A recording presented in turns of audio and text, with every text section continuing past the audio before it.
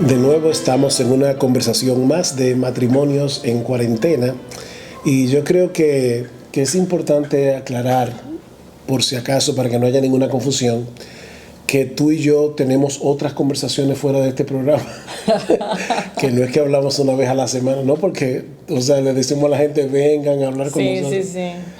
O sea, hablamos de vez en cuando. Ok, en el día de hoy vamos a estar concentrándonos de manera particular en la verdadera masculinidad y en el rol que Dios le ha dado al hombre en el matrimonio. Las mujeres se quejan mucho de que en las iglesias se habla mucho contra las mujeres, exacto. No contra, pero como los deberes de la mujer, entonces muchas dicen, ¿y qué de los hombres? Bueno, pues entonces nosotros hemos decidido hoy comenzar precisamente con los hombres. Hombres primero. En 1 Corintios capítulo 16, versículo 13 y 14, hay una serie de deberes que el Señor a través de Pablo le da a la iglesia en Corinto, y uno de ellos es: portaos varonilmente y esforzaos. Sin embargo, más adelante dice, todas vuestras cosas sean hechas con amor. O sea que evidentemente, sea lo que sea, portarse varonilmente no es actuar como machos. No. Porque dice, todas vuestras cosas sean hechas con amor. Pero lo que vamos a ver en el día de hoy es cómo es eso de que debemos portarnos varonilmente y cómo el rol del esposo se deriva de el hecho de cómo Dios nos hizo varón y hembra. Bueno, hay muchas cualidades que la Biblia muestra de un cristiano, que un cristiano debe exhibir. Por ejemplo, los frutos del Espíritu: amor, gozo, paz, paciencia, benignidad. Pero, ¿qué diferencia? ¿Cómo se diferencia eso? ¿Cómo uno puede ver un hombre que es verdaderamente masculino, pero también reflejando todas estas cualidades? Sí, o sea, el fruto del Espíritu es para todos, sea varón o sea mujer. Sin embargo, el hecho de que Pablo dice en 1 Corintios 16, 13, portaos varonilmente, está diciendo claramente que hay un tipo de comportamiento que es distintivamente masculino. Es interesante que esa palabra que usa Pablo allí es la palabra andros, de donde viene el nombre de Andrés, que significa varón, pero lo que hace la escritura ahí es convertir un sustantivo en un verbo. Es como decirle a los hombres, varónense, hombréense. O sea, lamentablemente esa palabra no aparece otra vez en el Nuevo Testamento y por lo tanto no tenemos forma de compararlo, pero hay una versión griega del Antiguo Testamento que se llama la Septuaginta, donde ese verbo aparece varias veces y en textos que son muy conocidos para los creyentes en las iglesias evangélicas. Por ejemplo, en el texto de Josué, que es un texto muy, muy conocido, Josué capítulo 1, cuando Dios le dice a Josué, esfuérzate y sé valiente, ahí está la palabra que usa Pablo, portaos varonilmente, porque tú repartirás este pueblo por heredad, la tierra de la cual juré a sus padres que la daría a ellos. Solamente esfuérzate y sé muy valiente para cuidar de hacer conforme a toda la ley que mi siervo Moisés te mandó. Y más adelante dice, no te preocupes, no temas ni desmayes, porque Jehová tu Dios estará contigo en donde quiera que vayas. Y el Señor le estaba encargando una gran empresa. Sí. Una gran empresa. Sí, era conquistar la tierra. Sí, entonces él en esa gran empresa, Dios lo iba a ayudar, Dios iba a estar con él, pero él tenía que esforzarse, él tenía que ser valiente. Ahora, tú hiciste una pregunta, ok. A la luz de ese texto, tú preguntabas cuáles son esas características entonces que distinguen la masculinidad de la feminidad, porque luego vamos a hablar acerca de lo que es la verdadera feminidad en una conversación posterior, pero podemos decir que un verdadero hombre exhibe valor, exhibe entereza, exige resolución. Se necesitaban esas cosas para conquistar la tierra. Sí. Pero la diferencia que hace ese verdadero varón de un macho latinoamericano, es el hecho de que este hombre tiene ese valor porque sabe que está haciendo la voluntad de Dios, porque confía en la providencia divina y por el hecho de que Dios está con él. No temas porque yo estaré contigo. Entonces eso es básicamente lo que distingue al varón como varón. Las mujeres deben ser valientes. Ruth fue una mujer esforzada y valiente. Esther fue una mujer esforzada y valiente. Pero esto es el rasgo distintivo del hombre. Sí, pero hay muchas veces que uno ve en un hombre y como que le falta esa voluntad, esa determinación, y está más apoyado en lo que la esposa haga. Él trae, como dicen, el pan a la mesa y el resto la esposa. Bueno, vamos a decir entonces al revés, ¿qué es lo contrario a portarse varonilmente? Sería una persona descuidada, sería indolente, una persona pasiva, una persona que no simplemente que delega su autoridad, es que sencillamente él no ejerce su autoridad para el cuidado y la protección de los suyos. Sí, entonces yo vería que el hombre que está siendo masculino es un hombre que está siendo obediente a Dios, y el que no está siendo desobediente a Dios, porque el Señor le dice: yo estaré contigo, pero haz esto, esto, esto y esto. O sea, guarda a la mujer, protégela, provee para ella.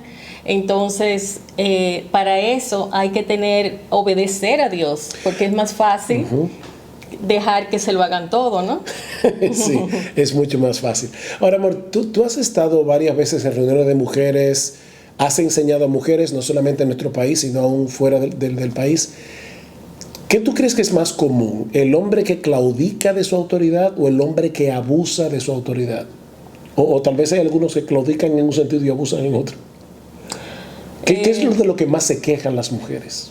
Yo no sé, ¿verdad?, los porcientos, pero de ambas cosas, de hombres que claudican como de sus deberes como hombres masculinos y otros que abusan. Y en todo eso, o sea, en ninguno de los dos está la voluntad de Dios. O sea, ni en el que claudica, ni en el que abusa. En el que abusa, mucho menos. Ahora, si Dios no es como Faraón, es decir, que Él no nos exige que hagamos la misma cantidad de ladrillos sin darnos los recursos y la paga. Exacto.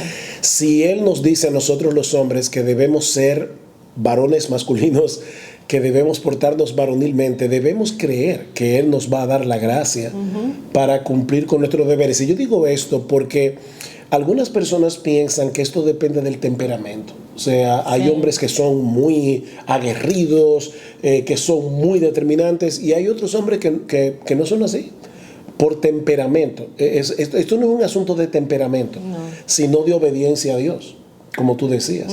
Como de hecho pasa con la mujer. Eso mismo iba a decir. O sea, que hay gente que cree que la mujer sumisa nació así. Sí. Y porque ella es tranquila y porque ella no habla, esa mujer es la mujer piadosa. No, de ninguna manera, ya lo veremos. Ok, pero ahora, Dios le dice al hombre: yo te hice hombre y yo espero que tú te comportes como un hombre.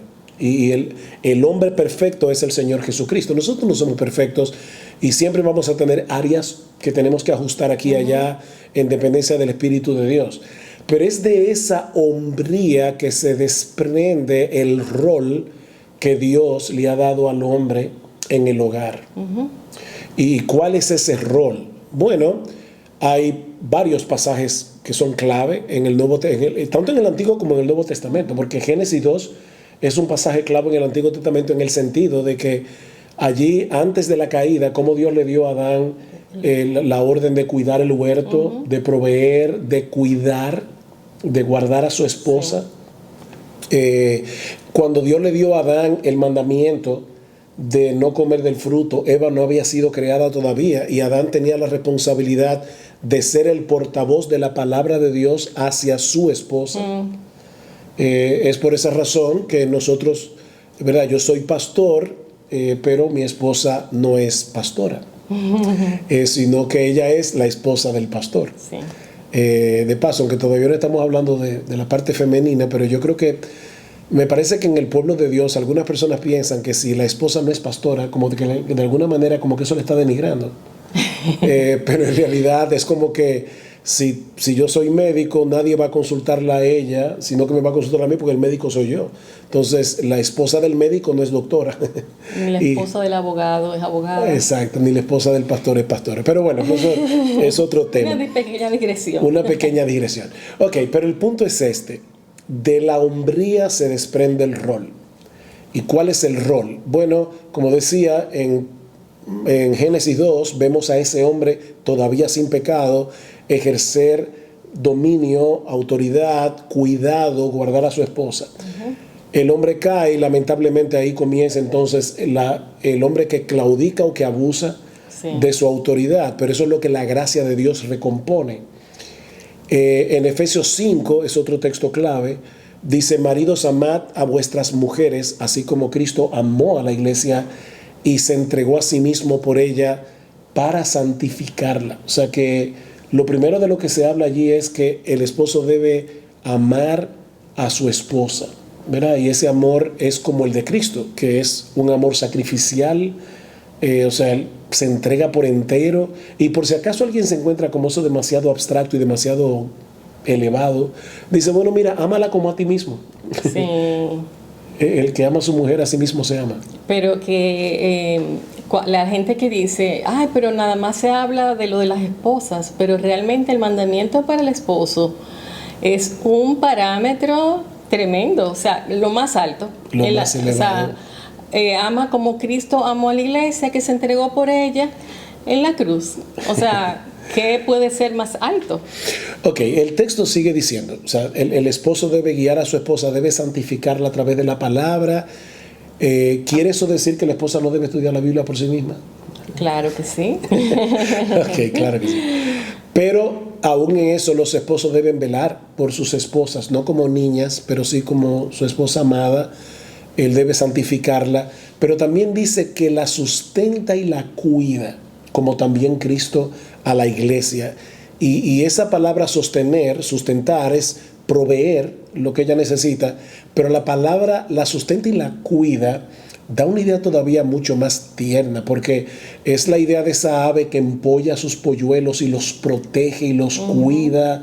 O sea, es esa idea de proteger a su esposa. Bellísimo. Muy, sí. Ahora, amor, una pregunta. ¿Cómo una esposa se siente amada, cuidada, protegida, o cómo no se siente? O sea, si tú pudieras ser la voz de mujeres que nos están mirando en este momento, ¿cómo una mujer no se siente ni amada, ni cuidada, ni protegida por su esposo?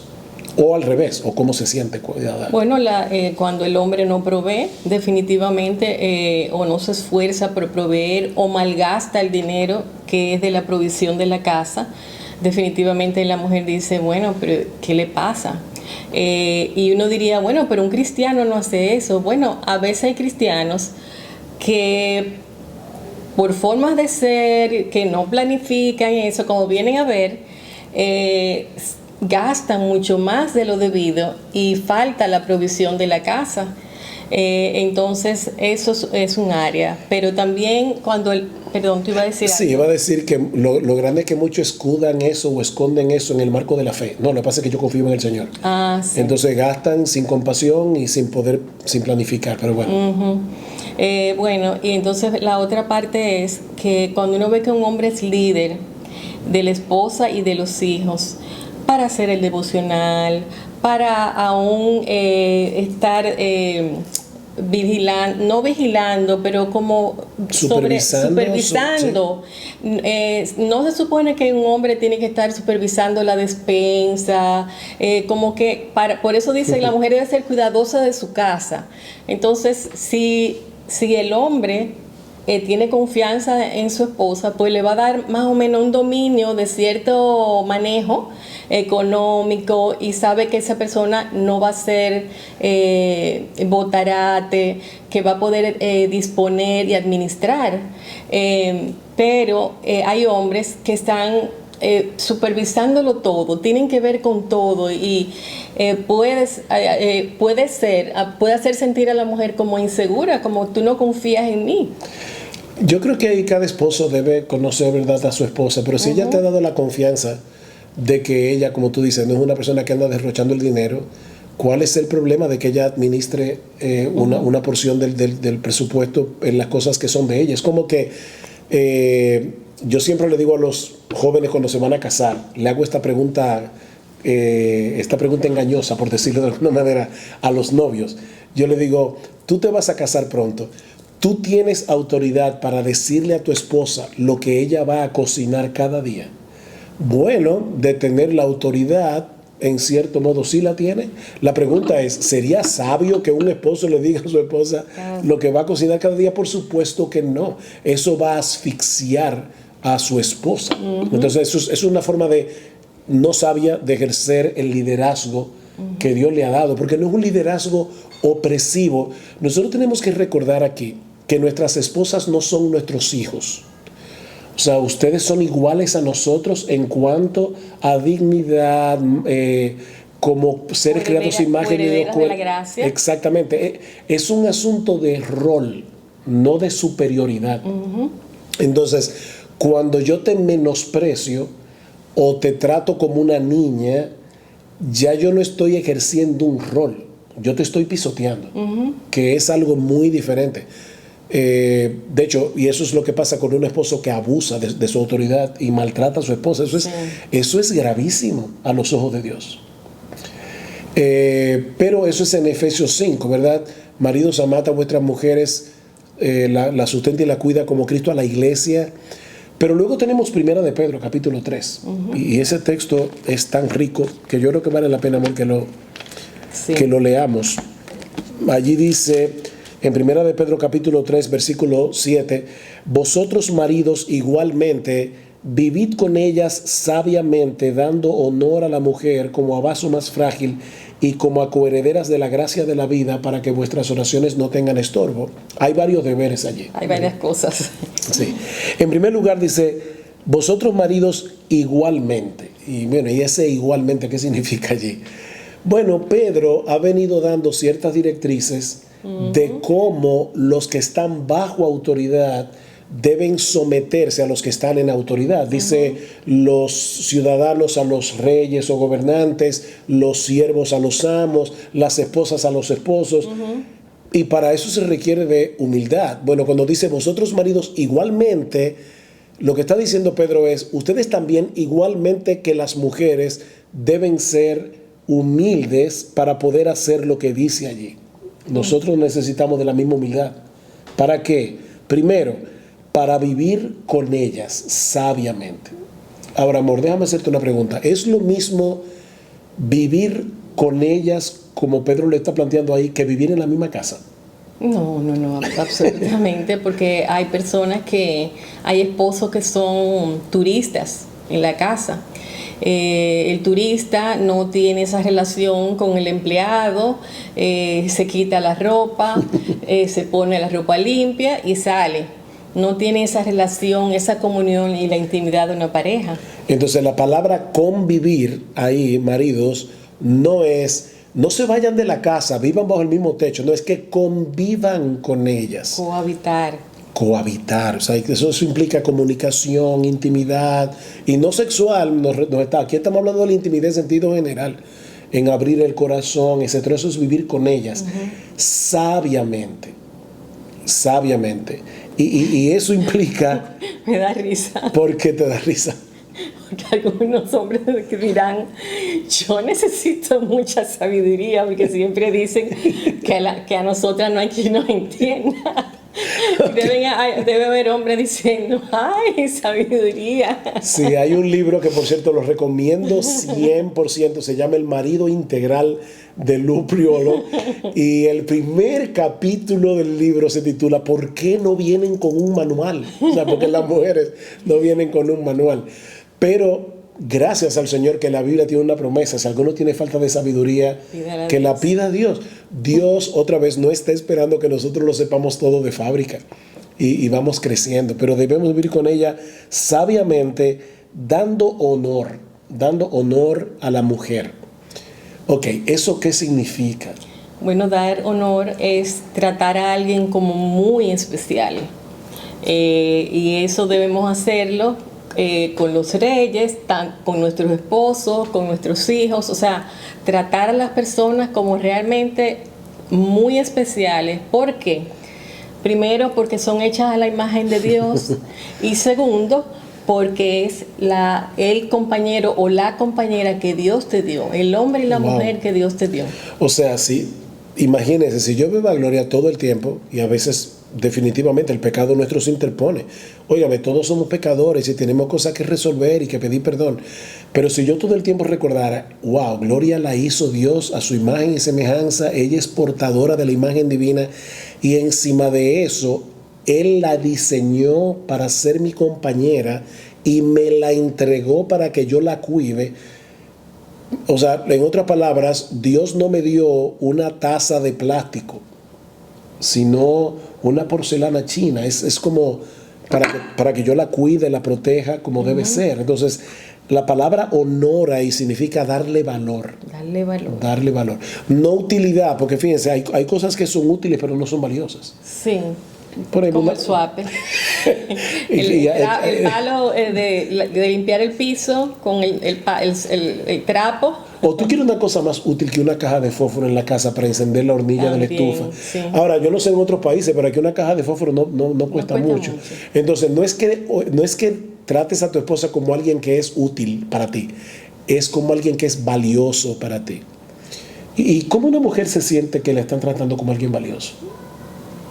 Bueno, si me ama, si me respeta, si toma en cuenta mi opinión, si es considerado en su trato, si no me habla mal, no me sube la voz, me pregunta, me consulta para tomar decisiones.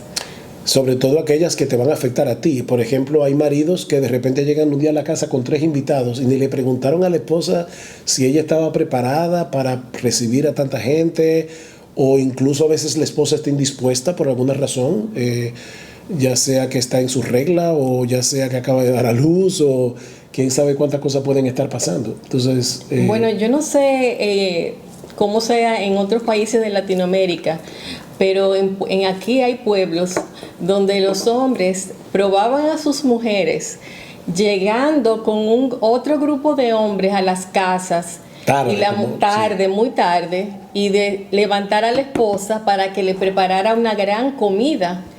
Entonces todo el mundo se quedaba reaccionando a ver cómo la esposa lo iba a hacer, con qué espíritu, pero tenía que hacerlo. O sea, tú estás durmiendo y a las 2 de la mañana llega tu esposo con 5, 6, 3, 4 amigos para que tú le hagas una gran comida. Aquí le decimos sancocho, pero bueno. Ok, marido, déjeme decir esto sutil y dulcemente. Si tú haces eso, tú eres un abusador. Eso es sutil, porque no quiero excederme. Ok, pero sigue diciendo: vivid con ella sabiamente, dando honor a la mujer como a un vaso más frágil. Fíjense, el hombre también es frágil. El hombre no es de hierro. Pero precisamente porque Dios lo creó para proteger, para cuidar, lo hizo más fuerte. Lo hizo más fuerte físicamente y lo hizo más fuerte emocionalmente. Sabemos que hay mujeres que son más fuertes que ciertos hombres, tanto físicamente como emocionalmente, pero la regla general es que Dios hizo a la mujer el vaso más frágil. Eso quiere decir, maridos, que si llegamos del supermercado, yo debo ayudar a Gloria, en vez de dejar que ella cargue los paquetes más pesados, yo soy el que Dios le pide que cargue los paquetes más pesados. A veces ha pasado que hemos llegado a la iglesia y hay hermanos que están de lo más quitados de bulla conversando con otro hermano de la iglesia, y la esposa está con el bebé de este lado y con el bolso, con los pañales, los biberones del otro lado. El otro niño. Exacto, y él está edificándose, ¿verdad?, con otro hermano de la iglesia. Eso es precisamente lo que Pedro dice que no hagan, darle honor a la mujer como a vaso más frágil y como a coherederas de la gracia de la vida. Pedro está ahí obviamente presuponiendo que los dos son creyentes. Y la razón que Pedro da es muy fuerte, para que vuestras oraciones no tengan estorbo. O sea, nuestras oraciones como hombres pueden ser estorbadas por el hecho de que Dios está viendo cómo nosotros estamos maltratando a una de sus hijas. Ahora, mi amor, de nuevo, yo lamento que siempre me toca a mí decirlo, pero ya el tiempo se fue. Así que tenemos que concluir aquí esta conversación. Nosotros pensábamos que iba a ser más breve, pero queremos recordar una vez más que la gracia del Evangelio está disponible para nosotros. Dios no nos pone deberes como estos en la Escritura sin darnos la gracia que necesitamos para obedecer. Y puede ser que algunos esposos que nos están viendo se hayan sentido convictos de pecado. Bueno, déjame decirte algo, mi hermano. Yo preparando este material también me he sentido convicto de pecado en cosas, porque todos tenemos asuntos que debemos mejorar y que debemos arreglar, pero para eso es que está la gracia del Evangelio de Jesucristo. Así que amparémonos en esa gracia, amparémonos en el Evangelio y tratemos, en dependencia del Espíritu de Dios, de ser los hombres que Dios quiere que nosotros seamos, para la gloria de su nombre y para el bien de nuestras familias. Pero Amén. Ya seguiremos hablando de eso el próximo jueves. Gracias una vez más por haber estado aquí con nosotros en nuestra casa compartiendo esta conversación. El Señor los bendiga.